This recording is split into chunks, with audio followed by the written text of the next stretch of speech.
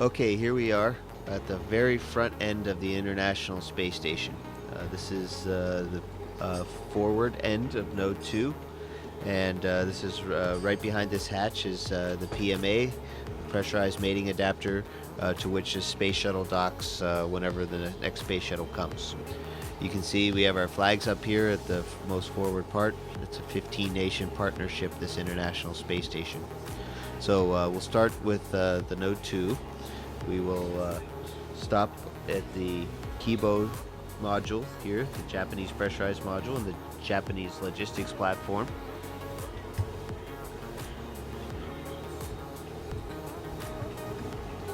We'll stop back there in a second.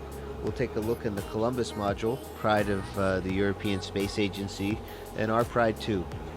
And then you can look down the stack, and you can see several other modules, and even into a little bit into the functional cargo block, the FGB, and then the service module. So it's a really big space station that we got.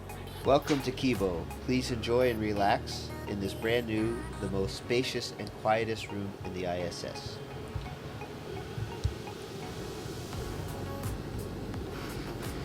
You can see here, this is the SIBO rack, which is for cell biology.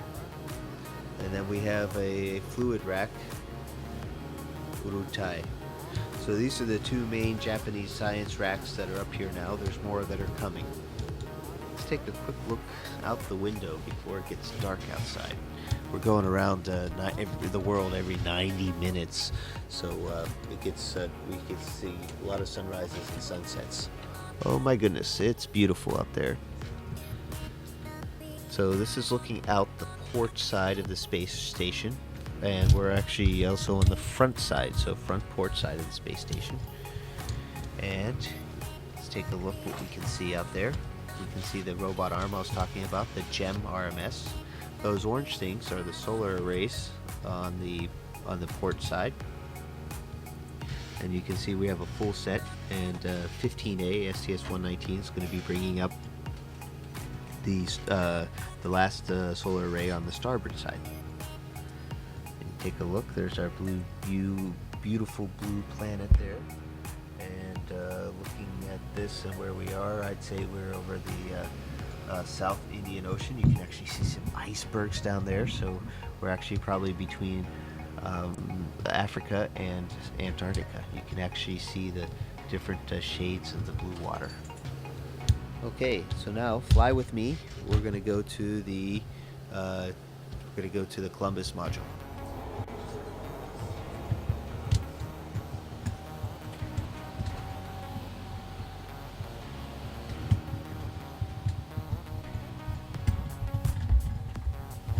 Here we are in the Columbus module. You can see it's also spacious.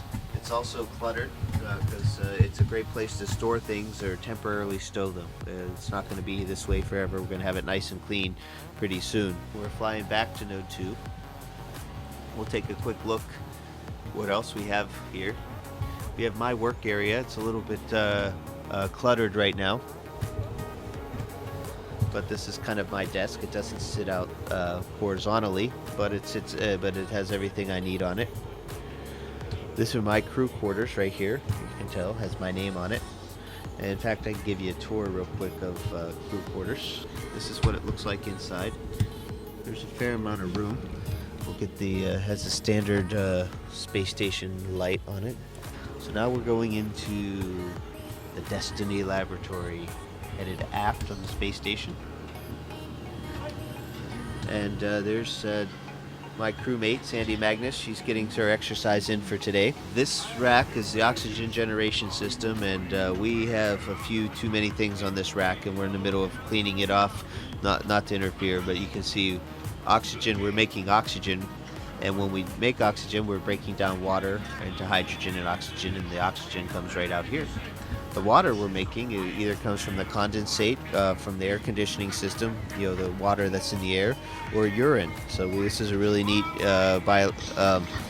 regenerative life support system. And now we're going to go back into one of the first modules, Node 1, which is also called Unity. These are this is our pond or our wall of water that's down here. We have different kinds of water, and these are called contingency water containers, CWCs. And you can see different kinds. There's water that you can drink and water that you can use for other things like flush water or generating oxygen. Now here's the airlock. As we go, the Quest airlock. This crew lock is a hatch that goes outside into space. So you can see that hatch right there. In the meantime, we're kind of storing EVA related things here. You can see this is a safer, which is a kind of a jet backpack that we wear on the outside of our spacesuits in case we get separated from the spaceship. We can fly our way back in. I remember being a Capcom on STS-96 when I first saw these signs. That's pretty amazing.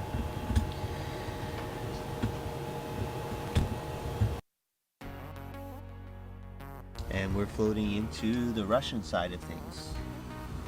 First and foremost, we are now in the pressurized adapter part of the functional cargo block. We call it the JAXA, and it's also a docking port down below.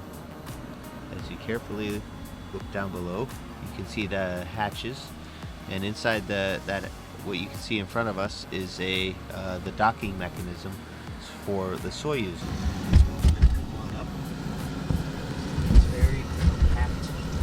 Not a lot of room. Makes it very efficient. Now Yuri's been busy unloading the Progress. We just finished an EVA, so things here in the functional cargo block are very functional right now and very cargo-y. So you can see things are just really full here in the FGB. As we leave the FGB here and go into the docking compartment. Docking compartment is another one of those vertical looks, and it's a kind of a misnomer. It's not just docking compartment, but it's also a airlock. So Yuri and I went out in these two spacesuits a few weeks ago and went into open space and had a spacewalk. Continuing on down through here, we'll stop here on the way back, is our Progress cargo vehicle. The Progress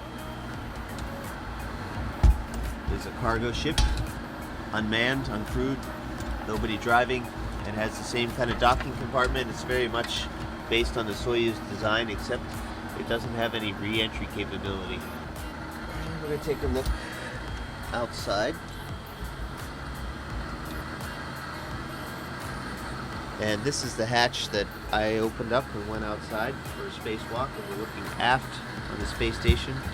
There's a ladder, some solar panels. We're looking at the service module, Zvezda, and looking at our beautiful planet Earth. Let's see if we get a nice little view here of Earth. A little small treat. There's no tour of the space station would be complete without it. Last but not least, in the service module, Zvezda, which means star, it's the heart of the space station. It's where we used to have the only place where we could create oxygen and live with the carbon dioxide removal system, as well as a place to eat and sleep. There's my crewmate, Yuri Lonchakov, exercising on the treadmill with vibration isolation system, the TVIS. So this is our eating area. There's our table, and we're just getting ready for lunch. There's our water dispenser right there, Russian style, and our controller for the water dispenser. There's Yuri's room off to the side. You can see he has a sleeping bag right there hanging on the wall, and a computer right here so he can call on the telephone, write email, and read books, and relax in the evenings a little bit, because we have long days up here. This is a surprise visit that you guys are paying on us today, so things aren't cleaned up, but they're real. This is exactly how we work and live in space. And that'll wrap up the tour. This is the International Space Station. A very good example of what human beings can do when we work when we work closely together.